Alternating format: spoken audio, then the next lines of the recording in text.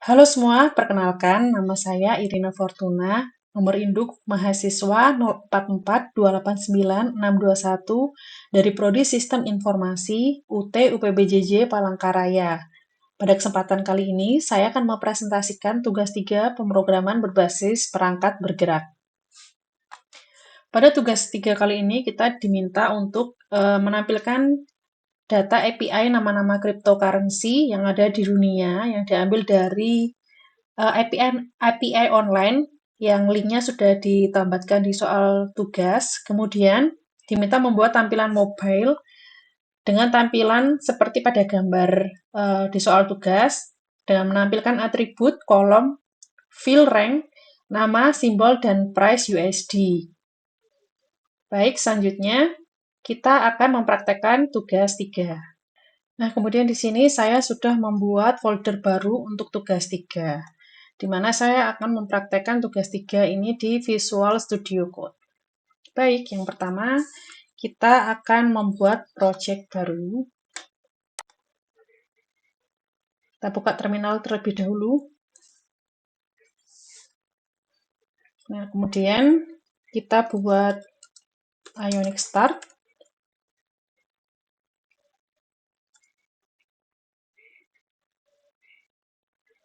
Lalu No.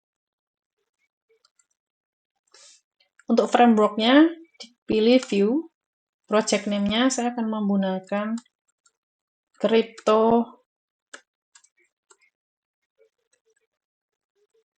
app.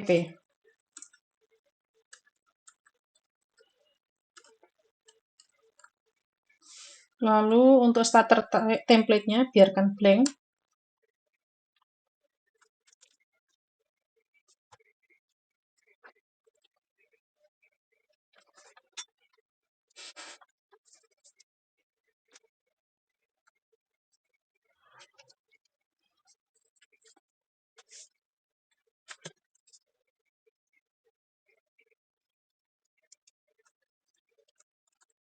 Nah, setelah project-nya berhasil diinstal, ini sudah ada ya folder untuk aplikasinya Crypto app.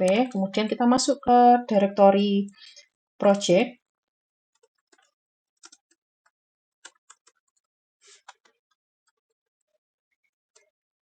Kita udah masuk ke directory-nya, kemudian menginstal Axios.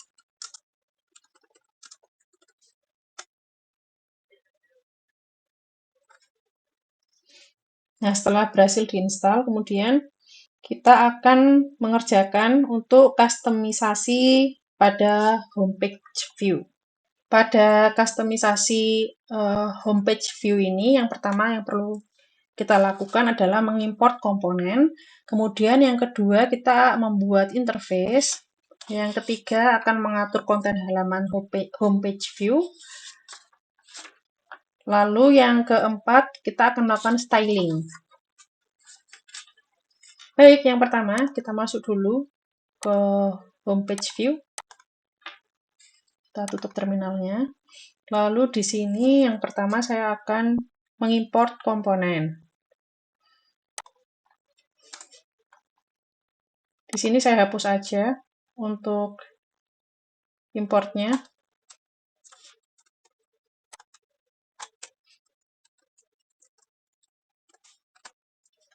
Di sini ada ion content, lalu header, lalu page. Ini tidak perlu, jadi kita perlu list. Lalu ion item,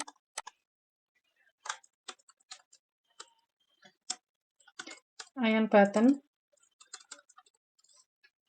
kemudian ion refresher,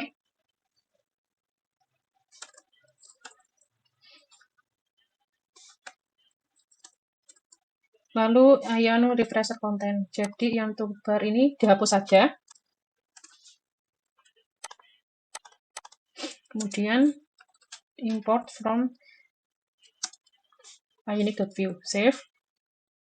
Yang kedua, membuat interface.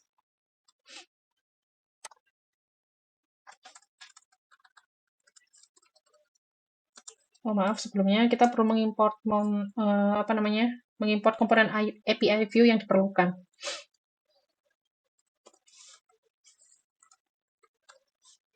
unmounted from view.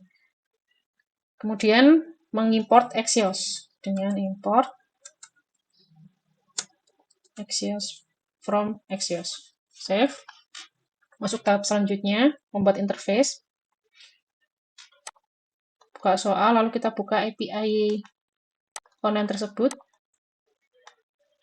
Nah, di sini tadi dimintanya kita harus menampilkan atribut-atribut sesuai dengan tugas 3 ya. Jadi ada ID, lalu ada simbol, kemudian nama, rank, dan harga, price USD. Jadi nanti ada 5 atribut yang akan kita gunakan. Kita buka di sini, dan kita buat interface-nya. Yang pertama, interface, point,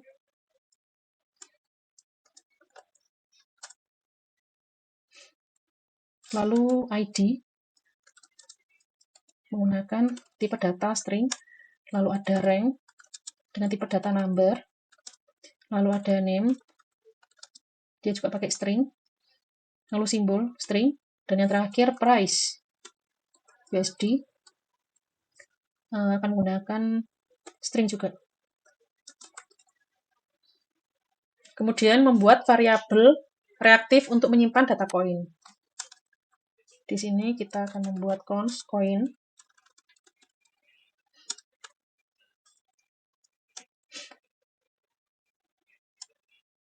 Lalu ini saya buat dengan array untuk menyimpan data koin. Lalu perlu status untuk loadingnya ya. Nah, ini enggak usah pakai boolean. Jadi biarkan reverse. Kita save. Kemudian membuat fungsi untuk mengambil data koin dari API. Const get data asinkron. Is loading ini untuk men-set status loading menjadi true, ya, menjadi benar. Kemudian ini alamat API online-nya, ya, nanti yang akan diambil data koinnya dari sini. Kemudian coin value ini untuk menyimpan data koin ke variabel reaktif ini. Nah, kalau error, nah dia akan menampilkan error atau jika terjadi kesalahan. Kemudian finally is loading.value. Ini untuk mengeset status loading menjadi false kalau misalkan dia error. Lalu kita membuat fungsi untuk menangani ketika refresh dilakukan, ketika terjadi refresh ya. Jadi handle refresh asinkron event any, kemudian await get data. Ini adalah memanggil fungsi get data untuk mengambil data koin. Lalu ada event target complete. Ini menangani proses setelah refresh selesai. Selanjutnya membuat fungsi untuk format harga. Kita save dulu. Const format price.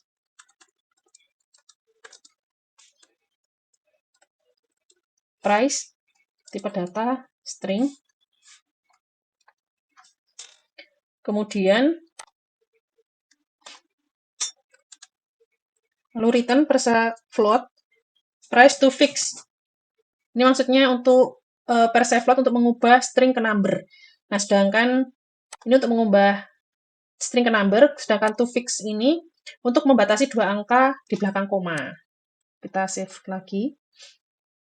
Lalu yang terakhir, mengambil data koin saat komponen demounting atau demote.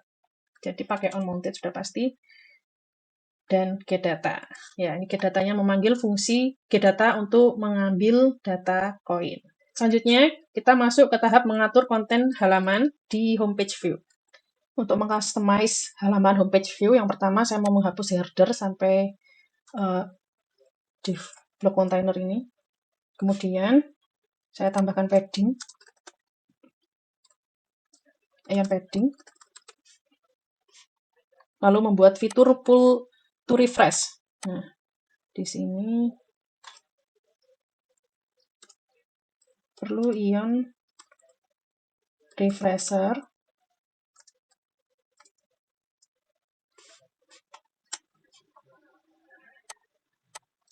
Lalu untuk slotnya dibuat fix,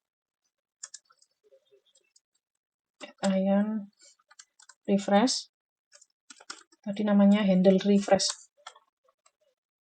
ya, handle refresh. Kemudian crash event. Sudah save.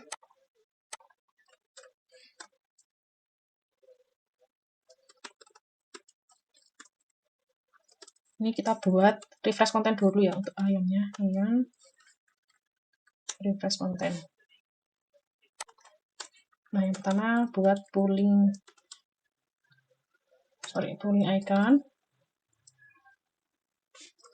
Maaf, salah ketik di sini maksudnya. Di sini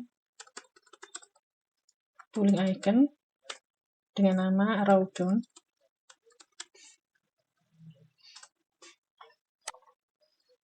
Lalu pooling text. Ini kalau ditarik ada tulisan pull to refresh. Lalu refresh spinner, circle. Lalu refresh text-nya refreshing. Save. Yang kedua membuat kontainer ya untuk tombol refresh-nya, refresh button. Berarti di sini di bawahnya in refresher buat div.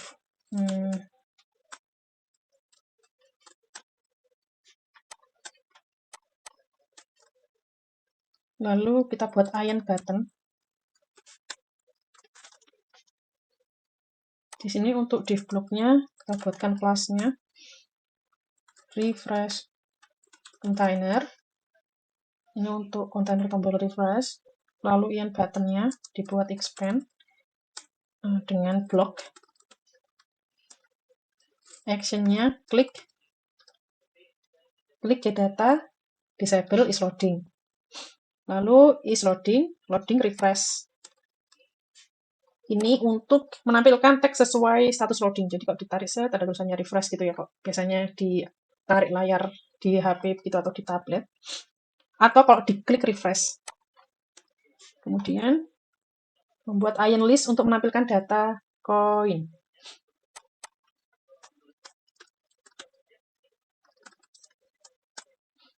Lalu buat ion hitamnya.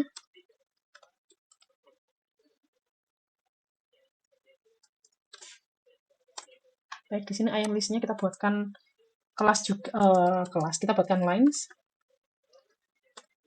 full. Lalu di ion itemnya ada v4. Ini untuk melakukan iterasi pada array coins tadi untuk menampilkan setiap koin. Semoga mengerti ya. v4 sama dengan coin in coins. Seperti kita pakai coin.id. Nah, setelah ini kita save dulu. Nah, ini ada kesalahan. Di sini coin in coins. Kita buatkan ranknya lagi. Nah, di sini ion item v4 coin in coins coin.id. Lalu kita buatkan kontainer lagi di sini untuk menampilkan rank coin dengan div block. Slot start, kemudian class, tulis class, lalu rank, kemudian spend. Nanti saya buat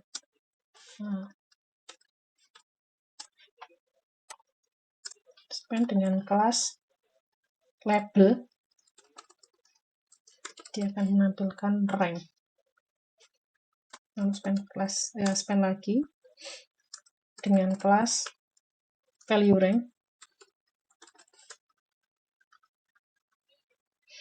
Lalu di sini kita buat coin rank. coin.rank. Lalu div class lagi untuk nama dan simbol koin.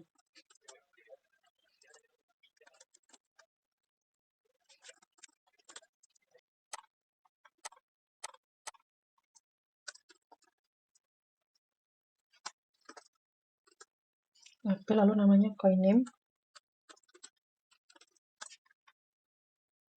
Di sini kelas name column. Lalu span lagi untuk simbol. Oke. Div class lagi untuk harga koin dengan format 2 angka di belakang koma. Ya di sini pakai slot n, kemudian kelasnya price call.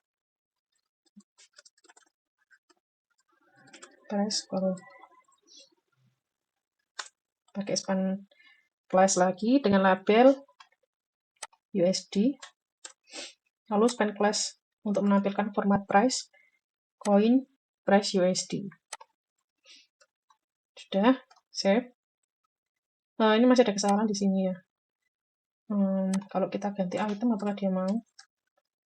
Item in coin. Ini ada kesalahan. Kalau coin in coins, buat item in coin aja.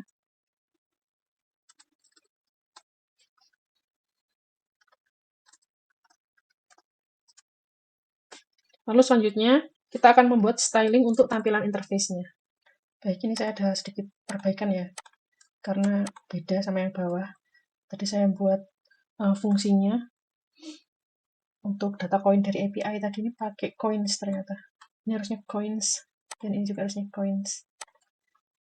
Supaya nggak tumpang tindih ya, coin in coins. Mana tadi? Nah, V4-nya ini biar nggak tumpang tindih, jadi coin in coins. Save.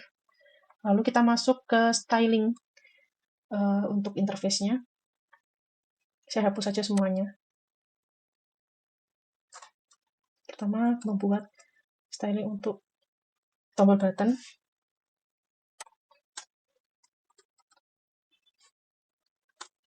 Mungkin lebih di ini. Mungkin akan saya cepatkan supaya tidak memakan waktu banyak untuk stylingnya.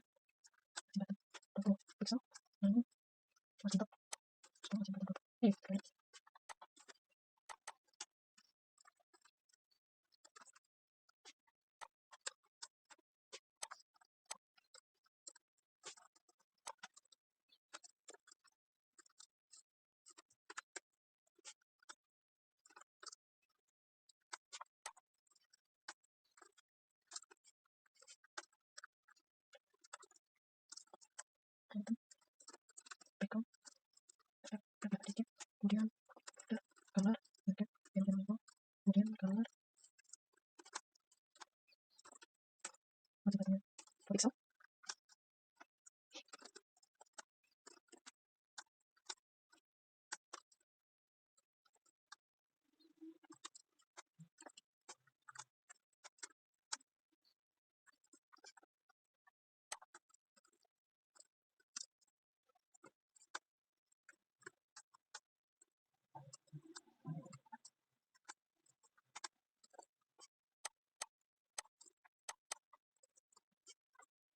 Nah, kalau sudah ini kita save, lalu kita coba jalankan di terminal. Ini clear. Dengan perintah ionic serve.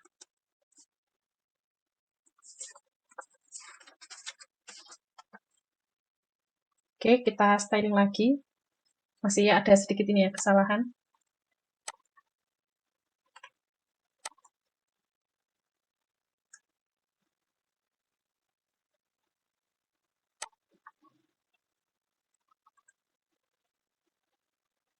Oke.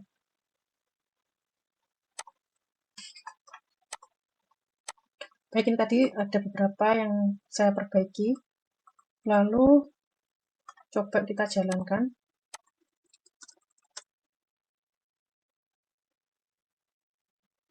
Nah, ini sudah muncul tampilannya. Tapi ini belum tampilan dalam ini ya, software Android atau iOS. Jadi kita perlu deploy dulu di sini. Kemudian kita build aplikasinya dengan Ionic build.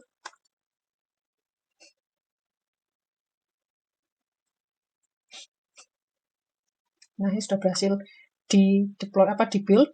Kemudian kita integrasikan integration enable kapasitor.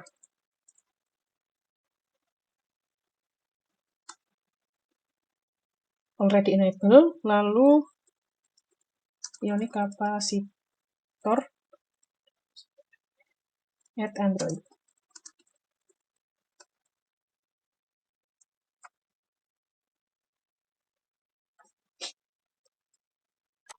Yang terakhir kita sinkronkan Ionic kapasitor ya, sinkron.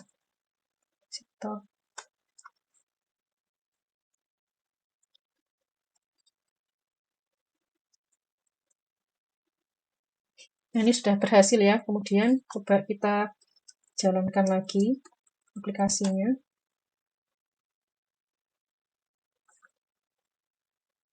Baik, di sini saya mau kopas linknya, saya jalankan di browser Chrome. Karena saya tidak mempunyai device Android, sehingga saya mendownload extension Mobile Simulator. Ya, di sini sudah saya pasang, jadi tinggal jalankan Mobile Simulator, kemudian Active Mobile View on this tab. Nah, ini kira-kira seperti ini ketika cryptocurrency aplikasinya ini sudah di-develop ya. Sudah jadi aplikasi, tampilannya cukup responsif kalau di HP. Seperti ini. Ya, baik. Terima kasih atas perhatiannya. Demikian saya menyelesaikan tugas 3, pemrograman berbasis perangkat bergerak. Mohon maaf apabila ada salah kata.